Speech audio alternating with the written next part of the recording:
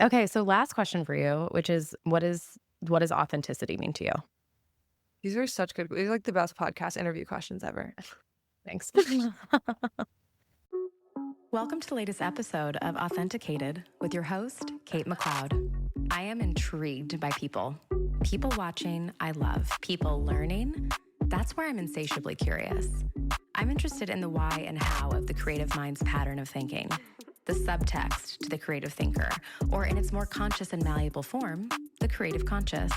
Because when you are so clear on yourself via the triad of consciousnesses, then you become reflective to others. Meeting yourself is an infectious practice because what feels good is infectious and something I think we could all use a good dose of. So join me in conversations with a diverse arsenal of creative thinkers, from artists to entrepreneurs to serial thinkers ready to optimize their creative conscious. With me, self-made and self-proclaimed creative entrepreneur. Sounds hot, right? Hey, listeners. Thank you so much for being here.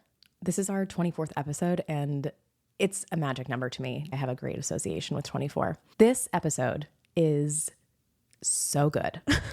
I am so excited for you to listen. It's with Courtney Johnson, who is a professional builder of brands. She is absolutely incredible. I have so much respect for her. Unfortunately, we had a couple technical hiccups. We met online, and for some reason, her side of the podcast did not capture for 2 points in this episode. Now, I do have her permission to release this with the note at the top that there was 2 interruptions, unfortunately. But that does not mean that this is not one of my favorite episodes to date. It is insanely inspiring. And for someone like Courtney, who is similar to myself, honest all the time in order to keep our channels of communication as free-flowing as possible, her approach to it is really, really inspiring. And I feel like I got to the core of what authenticity is for her and her work and the work that she puts out. And if you're here, the work that you consume or will consume. She's a really wonderful person, and I'm so happy that you get to listen to all the insight that we came into. You're going to drop in about 6 minutes into our conversation, which is when her camera started to pick up her side. There's another part when we start talking about Gay Frederick's Big Leap, that book. It's about 38, 39 minutes in. We have a little drop out there. So if something doesn't contextually make sense, just know there was, again, another technical issue. But as creative thinkers, I'm determined to think that everything works in our favor. And when Courtney gave me the go-ahead, it felt so good because we didn't have to re-record. We got to keep the initial magic that was this episode. And I'm really excited to have preserved that creative integrity. Enjoy. I'm going to start taking it seriously now. And then I pulled back. I'm going to start taking it seriously again, pull back. I'm going to post for a whole year, pull back.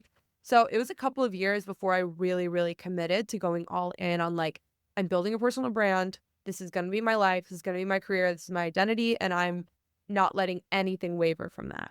I think failure is so important as someone who comes from the acting world. You know, the way that you and I met was through your LinkedIn course when one of your associates was interviewing me and saying, do you have a fear of being seen? And I was like, I've already worked through years of rejection. And so being here, I feel like that's not the issue. The issue is more of like the language of how this all works, this personal branding. She had said that it was failure that gets you to that point. And I think that you would probably agree as well. Absolutely. Like you need to expect no's. Like not only are you going to be like, not only are you going to get no's, you have to expect them and you have to start to want them. Because in anything, if you're putting out a post, you want to get a client, you're applying for jobs, you're going for a role, you're going to get 99 no's before you get a yes. And really like being in the acceptance of that is where magic starts to happen.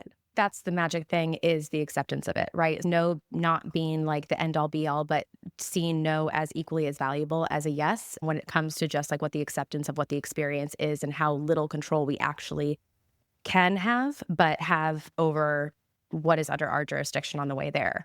So one of the reasons I reached out to you to be on the podcast is because you do something that I do that I don't see in many people, but you do it in a completely different way than I do. And that is saying the most honest thing possible in the nicest, most direct way to people.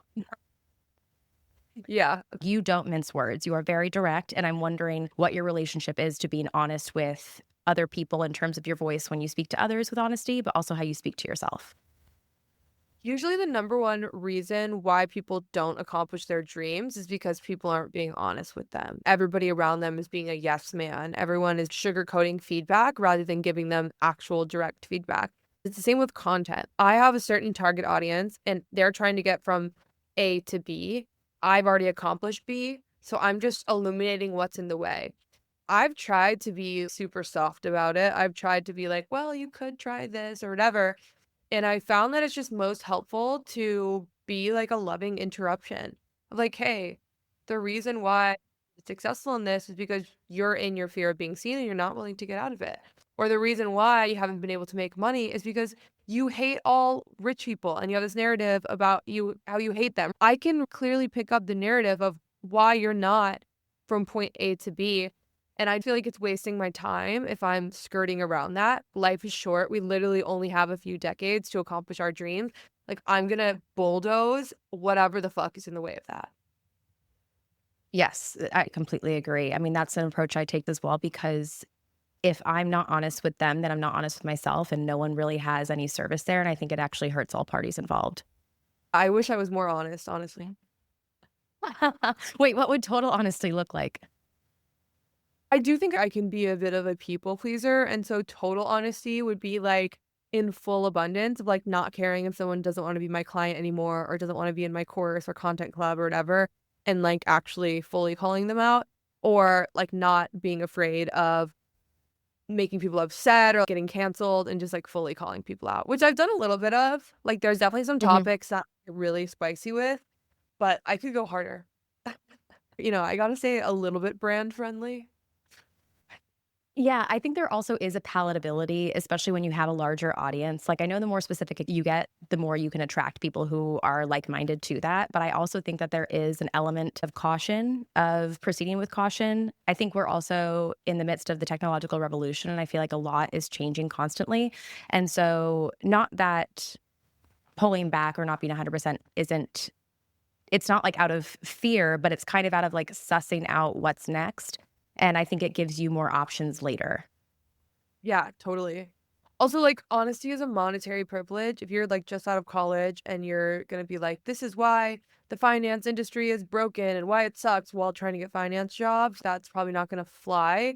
But, or if you're starting to freelance for the first time or you're starting to coach or whatever, and you're like, this is completely what you're doing wrong and why you suck at blah, blah, blah, it's probably not going to go over well. There is a privilege of honesty that comes as you grow your audience, as you make more money and can like call in more money. And as you start to develop your audience, you can start to be more honest and filter because you're not like needing a client, you're not needing a job, you're not needing the approval of others. And so it's interesting because I just see people get more honest and more in their word over time.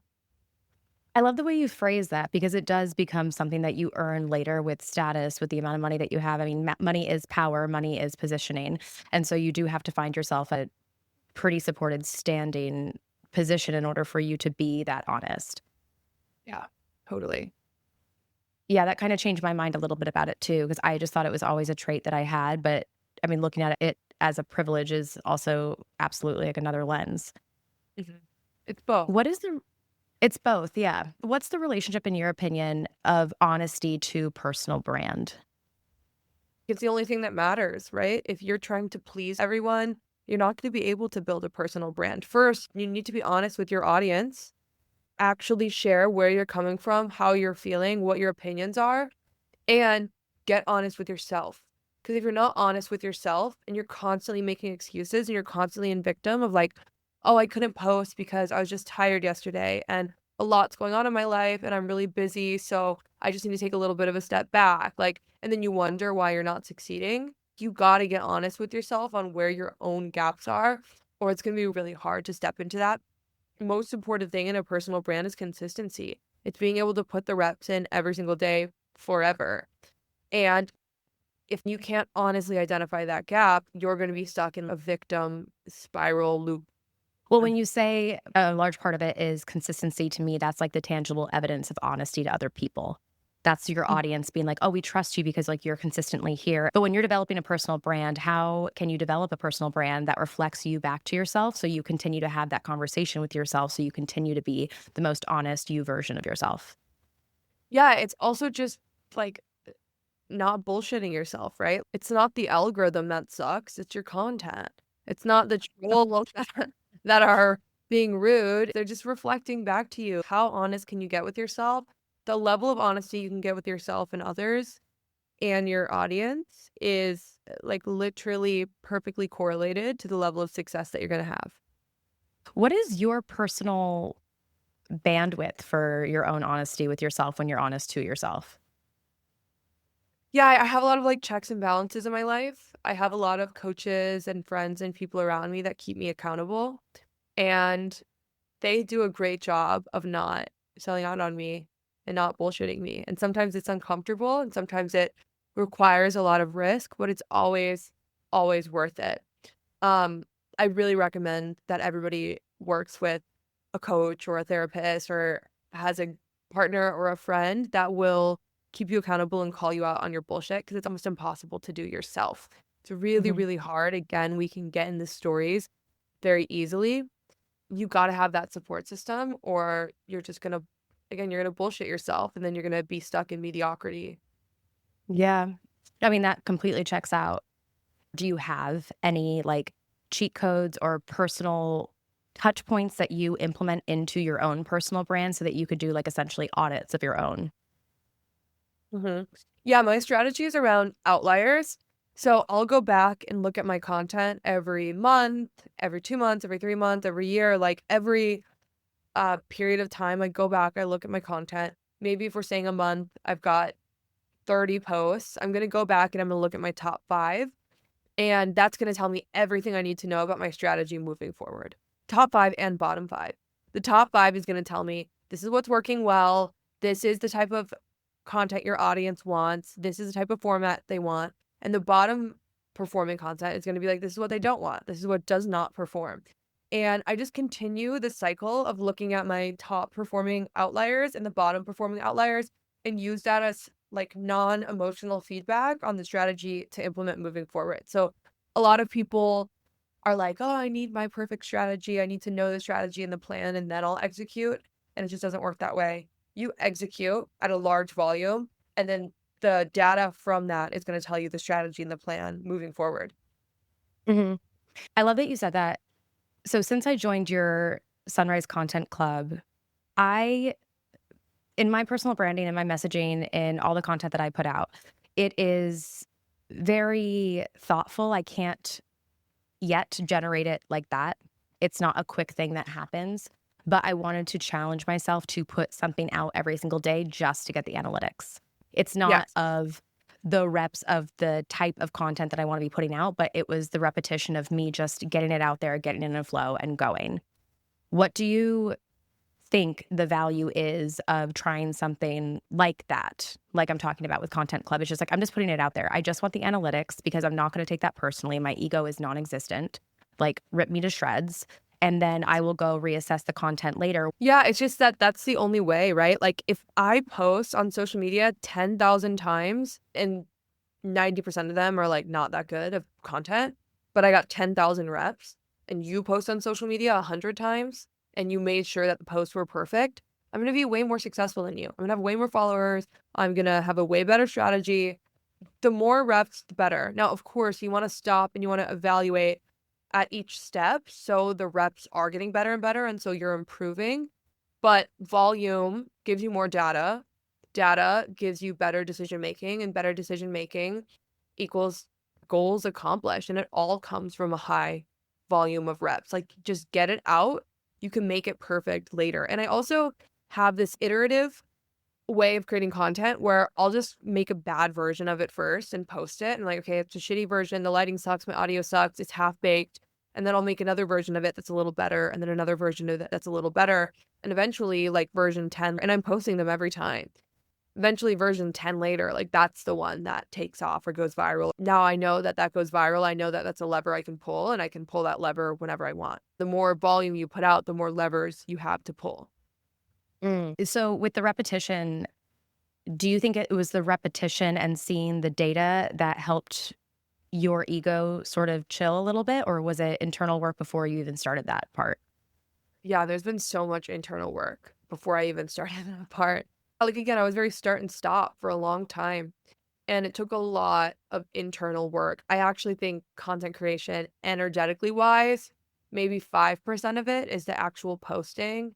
95% of it is the healing, the energetics, the personal development work behind the scenes.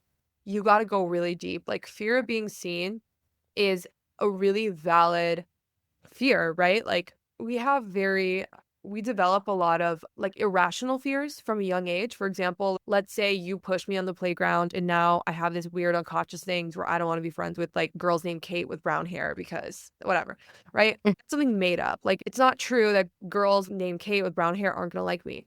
What is true is the fear of being seen. It is a valid fear. It's not irrational. It's completely rational. You will be isolated. People in your life will go away.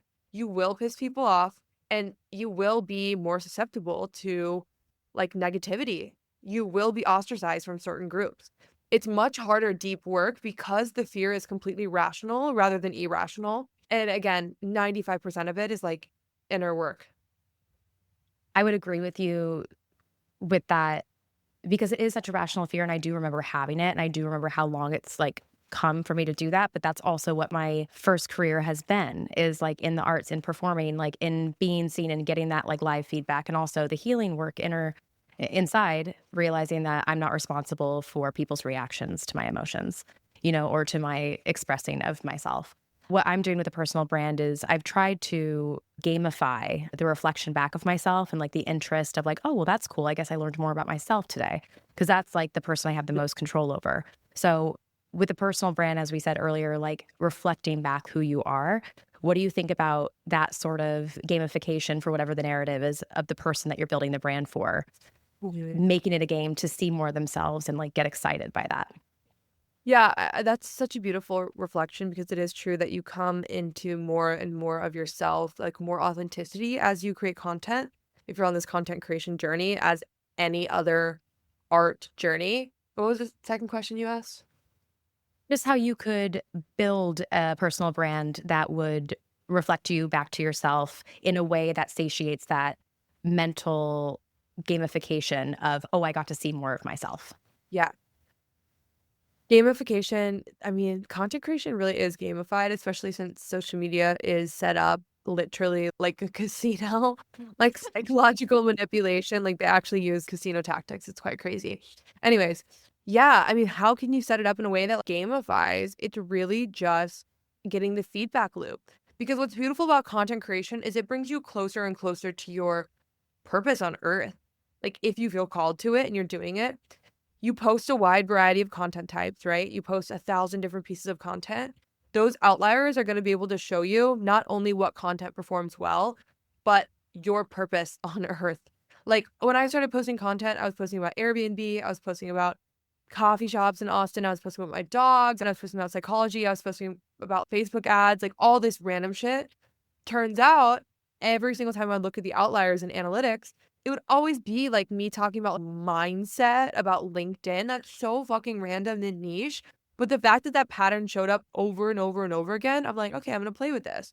Clearly, people like when I talk about mindset around posting on LinkedIn, so I'm going to post more. Okay, and then that feedback loop has started. I post more about it. People like more about it. My message is refined. I see the value that I bring. And the value that you bring to the world is pretty correlated with your satisfaction and the impact you're making and the money you make. So a mistake I see people make is they go in being like, oh, I need to stick within this certain niche. And I've never seen that work. I've never seen that be successful. What I see as successful is people posting about everything they're interested in and then narrowing it down from there. And if you want a shortcut to this, you should just ask your friends, like text 10 friends and say, hey, what do you come to me for advice for? What am I really good at? Usually it's a blind spot, and you get to play this game of, again, iteration and also getting feedback from others of where you truly shine, because a lot of times like the thing is way too obvious to you. In fact, a lot of clients I work with would be like, yeah, Courtney, I did that exercise. My friends came back. They told me I'm really good at resumes, but like, that's easy. That's dumb. Like, whatever. That's too easy, right? A lot of people have this story that like things have to be hard. You have to work really hard to be successful. It has to be painful. And a lot of times we miss out on the thing we're truly good at because we're like, well, that's too easy or that's too obvious. Okay. All that makes sense. No, I love that. Like, all of that makes sense to me because you said the value I bring. From a young age, especially as women, we're told not to make it about ourselves. Don't make it about yourself, make it about the other person. So if you look at the analytics of a certain post that you, Courtney, posted, but then you see, oh, so-and-so didn't like it, and you make it about the other person, that's not their information. That's your information about you. And so it would behoove you to like refocus your lens and be like, no, that is what I did. That was the response to me. And this idea of niching to me has always kind of felt like you idolize a celebrity who's already established, and you love them for one facet of themselves, and you're trying to emulate that. Like, no one loves a singular faceted anything. Everyone likes a multidimensional everything. I mean, if I was to just post about marketing, I'd be like every other marketing bitch in the world, nothing interesting about me, right? But the fact that I'm posting about all these different things creates a category of one. I'm literally the only person in the world that's coaching on mindset for LinkedIn posting. Like nobody else is doing it. And that came because I created a category of one. So same for anyone. Like let's say your thing is project management and that's what you love and that's what you freelance for and that's what you post about. If you only post about project management, no one's going to give a fuck. No one's going to want to work with you. You're boring. But they're going to want to work with you if they resonate with you in some way. Post about how you're a mom, post about how you love your dogs, post about how you do like ultra marathon running, post about travel, post about leadership, post about your self-development things that you're doing. Like that is truly what gets people to want to work with you. It's not the niche because you could go to anyone. Also, you could find the information anywhere. Again, like being on my content club, you can find the prompts. Like you could just open up Instagram. You can go look at who I follow and like find the exact same prompts and do it on your own. You're not paying for the information. You're paying No. for the accountability, the implementation, and the commitment like to yourself. And it's the same with content. Like it's not the information that really matters. You can get the information anywhere. It's that it's being delivered in a way that's causing you a behavior change, like a positive behavior change, getting you closer to your goals, and in a way that's like entertaining or resonant somehow. Yeah. Well, I mean, that's connection ultimately, right? Totally. Do you think that there is a cheat code for connection? That's a good question. The cheat code for connection is the personal brand because a company brand is a non-human entity. And a non-human entity, you need to do expend a lot of money, have a lot of advertising, a lot of repetition in order to get somebody to have an emotional connection with that non-human entity, like Coca-Cola, right? It's still like grooming in order to have me have an emotional connection with a brand like Coca-Cola. For me to have an emotional connection with you, Kate, takes literally 0 seconds. In fact, we're biologically wired to have emotional connections with each other. And that's why personal brand works so well, is because there is this biologically wired emotional connection that we have human to human. Instead of having like a brand step in as this intermediary, it just like makes everything more complicated. And company brands are important. Like it's important to have a strong brand entity, a strong brand identity, but the cheat code is the personal brand. Yeah. The personal brand is so necessary. And I think moving forward, everyone is going to need one, because it's the digital representation of how you're going to manifest online that represents someone else, because we're all going to be online. Personal brand means everything because you don't want to send someone out to represent you unless you believe in that entire package. Totally. So with personal brand, though, as we get into basically the personhood of who you are as an individual, that's what makes you inherently interesting. Where is there room for privacy in personal brand? Yeah, I think you have you get to set a boundary wherever you want to set a boundary. Personally, I don't really post about my relationship. I don't post about travel. I don't post about lifestyle. I don't post about my day-to-day life just because I see this as like work and I'm going to do my work and then I'm going to go home and I have like somewhat of a separation. Now, a lot of people have different boundaries, right? But what's really important is to understand if that's coming from a true boundary or if that's coming from a fear. So some people are like, well, I'm creating a new Instagram account where I'm only talking about graphic design because I just want to do that. But actually, if we get deeper into the question, it's because they're afraid of what so-and-so is going to think about them. or they don't want to annoy their followers with their graphic design stuff, right? So you can get to the root and identify if that's coming from a true boundary or if that's coming from a wound. And that's how I think about it. So I have some boundaries, it's just because I have a limited amount of space to create, and I'm going to prioritize career and entrepreneurship over like lifestyle. Yeah, of course. And I think also too, like leaving space for you to be present in just those moments, that amplifies your boundary because it also expands you in that area. So you get satiated in that version of yourself. So when you come here, you're whole too. Totally. Yeah. Oh, that's so good. Yeah, you also don't have to do it all yourself. Like, you can hire a virtual assistant for $5 an hour for 20 hours a month. What's that? Like $100. And have somebody help you edit, help you post, help you repurpose old content, help you schedule it out.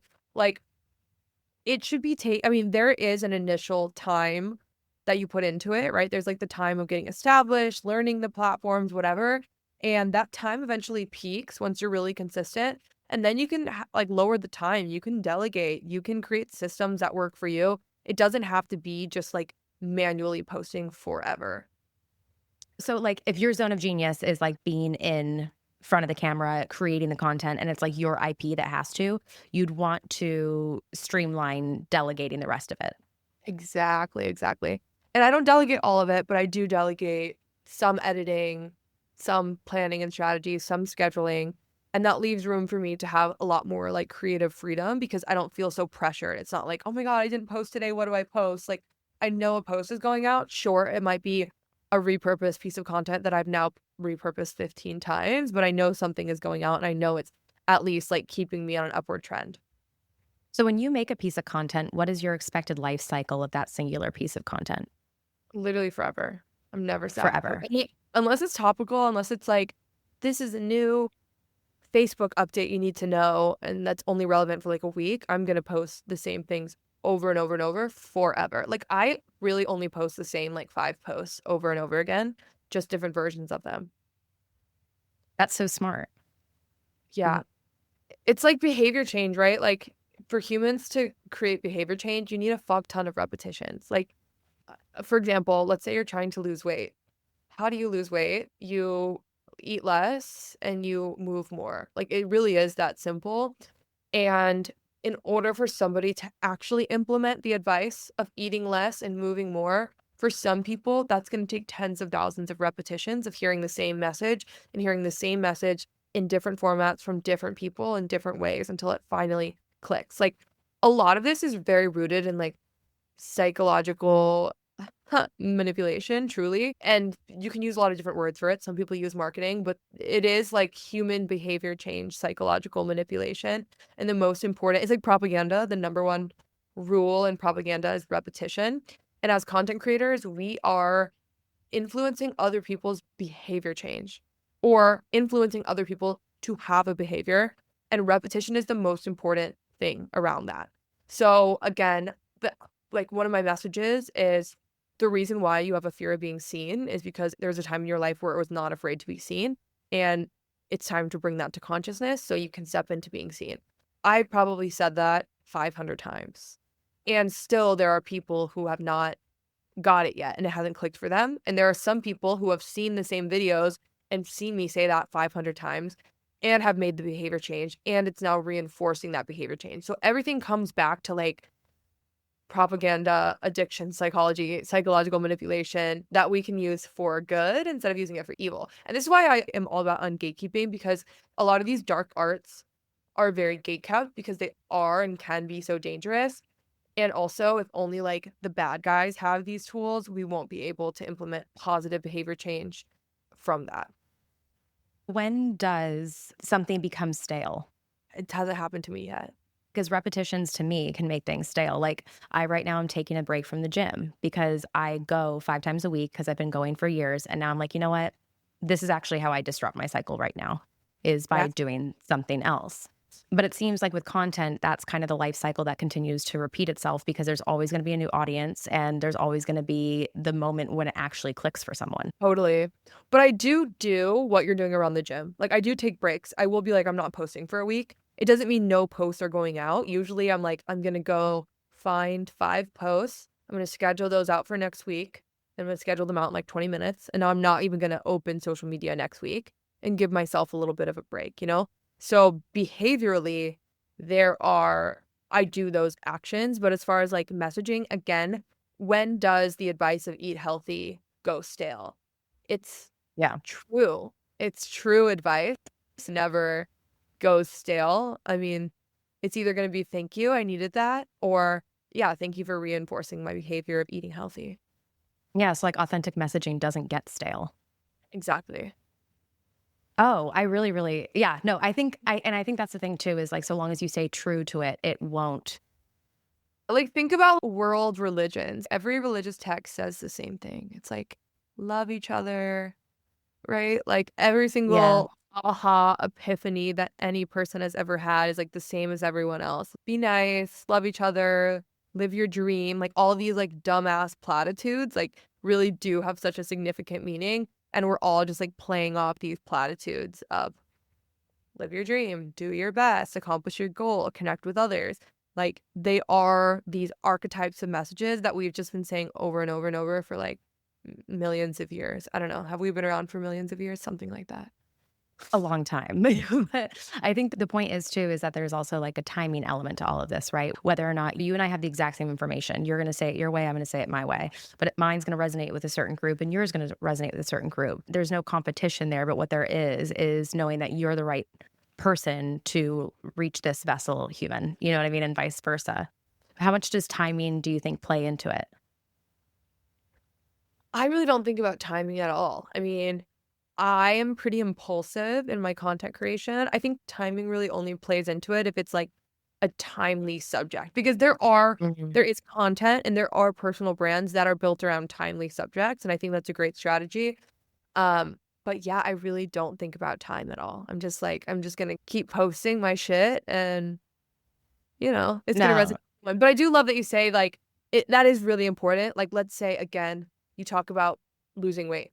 If I talk about it and you talk about it, Kate, and we say the same thing, you're absolutely right. Some people are going to resonate with me and some people are going to resonate with you.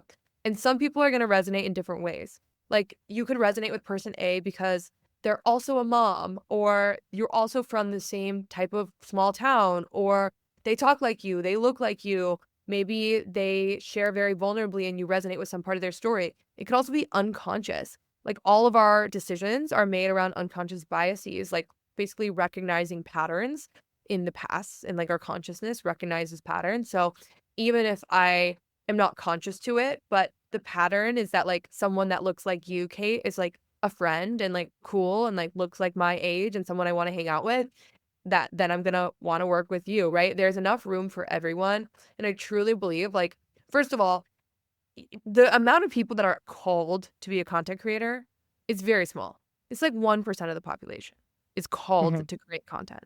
Even less than that is actually going to do it. Most people are like, okay, I want to, but I'm just not going to do it. Even less of that want to do it, but they don't have the emotional capacity.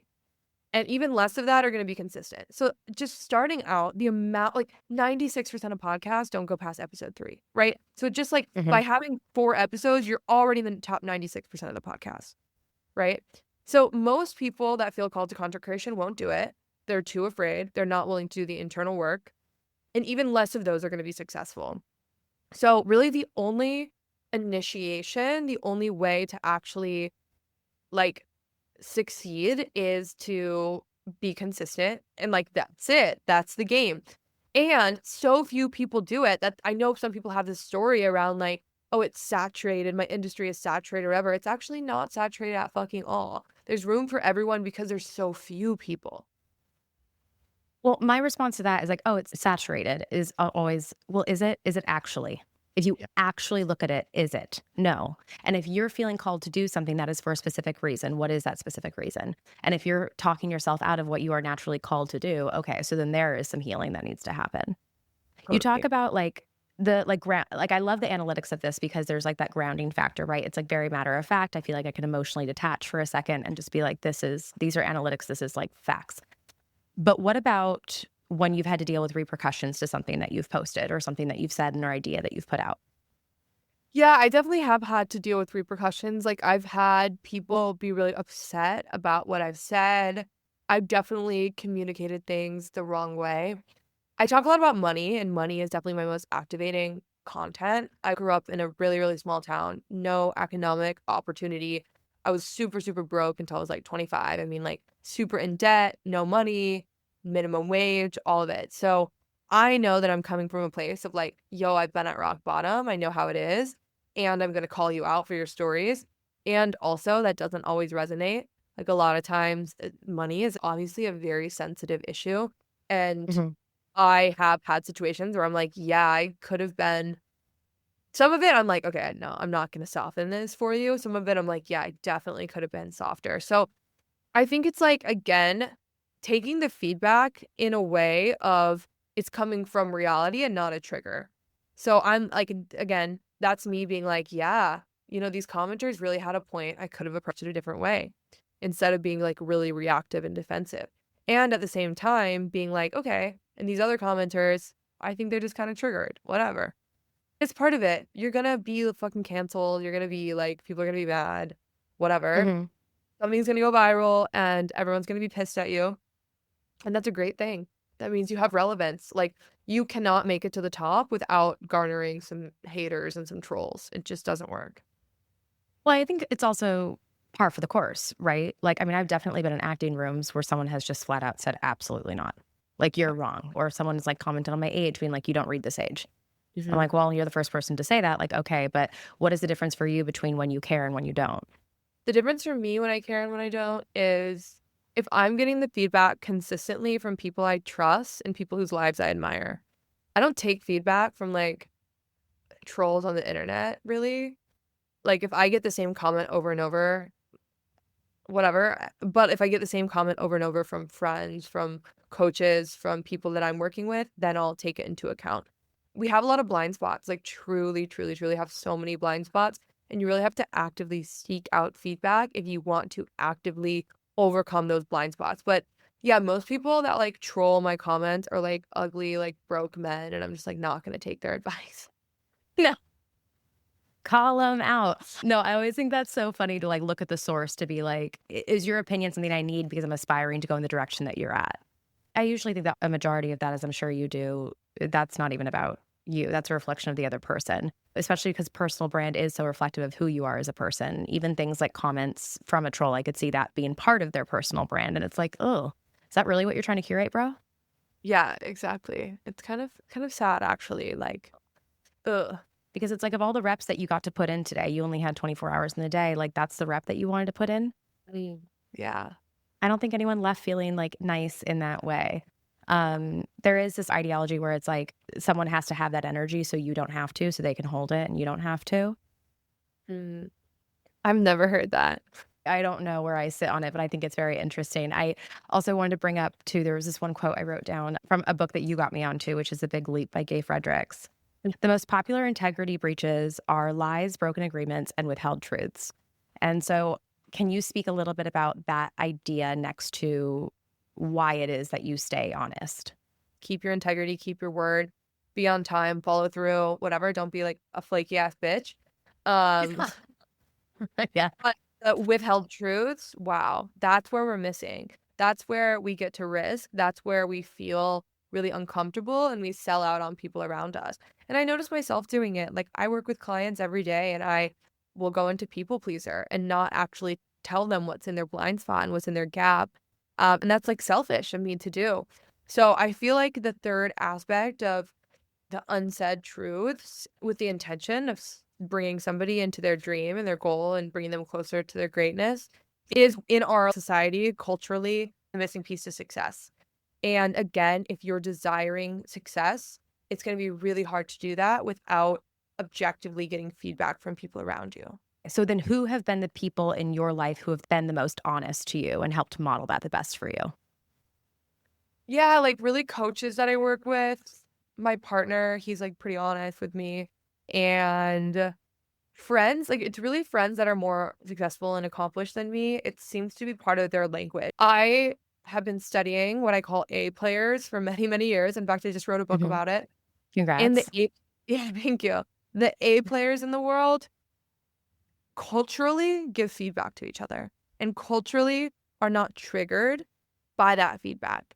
So it's like, how can we start to integrate this into other cultures? Like, how can I integrate it into the culture of Content Club, into the culture of my coaching, into the culture of my containers? In the same way, like a really good sports coach will. Like, I always just bring it back to like, okay, yeah, that's like a really good sports coach would like hold me high and not put up with my bullshit.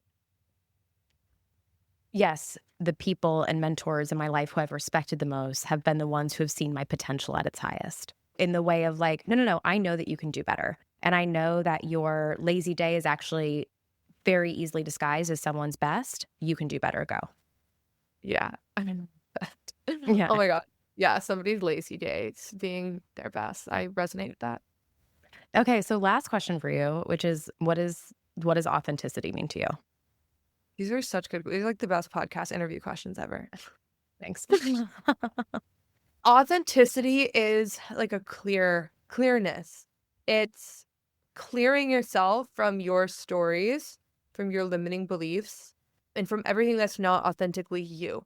It's like the message and the resonance that's underneath all of that, right? We're conditioned from a very young age. We develop stories, we develop coping mechanisms, we develop protection mechanisms. And I believe the more you can strip that away, the more you come back to your own innate authenticity, which again goes back to the fact that personal brand is 95% a internal self-development journey around your triggers and moving through your triggers and seeing what's on the other side than it is an actual like posting stuff online journey. So authenticity is the clear version of you. I love that. And I lied because now you just inspired something else I want to ask you, which is like I've been fascinated recently with my research of whether or not the body is smarter than the brain. And I can't tell you which one is. And the attunement to listening to yourself requires you to speak both languages. When someone is trying to define their own personal narrative to translate that into their personal brand, what are the tools to actually listen and hear yourself with the brain and the body? Yeah, first, it's the body and brain, which one is more powerful? Um, they're gonna fight with each other. What's most powerful is your dream. That's where you can ground into an anchor. Don't Yeah. ground in an anchor to your thoughts. You're gonna go into like a logic spiral loop. Yes, you can ground into your body. And also what I find is that it can be a cop out sometimes of like, oh, but my body is feeling tired. But my body is feeling like, oh, but I don't want to push anymore. Right. So anchor to your dream. Like when you're in a neutral state, really understand what your dream is, understand the impact that you're meant to have on this world, create your non-negotiables and don't stray from the non-negotiables. Now, the non-negotiables shouldn't be like anything extreme. It shouldn't be like, I have to go to the gym every day, I have to post every day, whatever. No. Your non-negotiable could be at least once a week for 10 years. There's going to be at least some type of post going out, and that's a non-negotiable, right? Maybe, again, the non-negotiable is not going to the gym every day. It's non-negotiable that I'm going to move my body in some way every single day, no matter how shit I'm feeling. I'll stand up and do 10 jumping jacks. I'll do a little bit of a stretch. I'll go on a tiny walk with my dog, even if I have the flu and I'm sick. I know that that can make me feel better, right? Those negotiables, the absolute micro moments that are absolute bare necessity for your dream. And when you anchor back into that, anything becomes possible and the noise and the stories totally go away. And then what was your second question? Well, I think you answered it because a feeling is something that incorporates the body and the brain. And so when someone is defining their narrative, I think listening to with an anchor to your dreams, but then listening to what it is that you're feeling, which involves both your body and your brain, I feel like that's like a good channel of communication within yourself to tap into to be like, is this resonating? Is this the right thing? Because I think that's where your instinct sits. Totally. And also creating space and being impulsive as well. I find that people's best ideas and best performing content come through impulsivity. So you're driving, you're in the shower, you're on a walk, and you're like, oh my God, that's such a good idea for a business or for a piece of content or whatever. I'm going to write that in my notes app. And then you just never come back to it. if you were able to be more in flow, be able to shift your emotions and shift your energy intentionally and act on those impulses extremely quickly, like that's where a lot of magic happens. Oh my God, you are so right. That is something that I've been trying to implement in different ways by giving myself safeguards to support myself when those ideas hit. So different recording devices around or like camera set up on a tripod kind of a deal so that when the moment hits, it just happens and there's not room to overthink. When I started getting analytics of consistency with Sunrise content, I was like, oh, okay, well then all I need to do is just figure out ways to make all this faster because I am so highly creative. It's like by the time the next idea comes, I'm so excited by that there's not enough time to take action on the former. Thank you so much for coming on here. I mean, I am a huge fan of you and I just really love everything that you're doing to impact the world in the way that you're doing it. Yeah, thank you. Thank you for having me on. Of course, wait, just tell us the name of your book, when it's coming out, Oh, and where people can find you. you can find me on TikTok at Courtney Johnson, Instagram at Courtland Johnson, LinkedIn Courtney Johnson. Just Google Courtney Johnson social media and I'll come up. My book is called Career Cheat Codes and it comes out in the spring. Very excited for that. And yeah, my Sunrise Content Club, we meet every day from 8 to 9 a.m. I give you a prompt, we brainstorm, we walk through it together. We all post at the end. So it's a great container to come in if you are desiring consistency in your content. And yeah, again, if you Google me, it'll come up. Thank you so much. Amazing. Yay. And that's the latest. I'm honored to have been part of your thinking sphere today. Feel free to share, like, and subscribe on this platform or follow and participate on any of my social media platforms. If this practice intrigues you as much as it does me, then join us in the Me3 community, where we will work directly and you will curate a mindful method of thinking to define your own creative conscious. Thanks for listening to the latest episode of Authenticated. I love that you're here.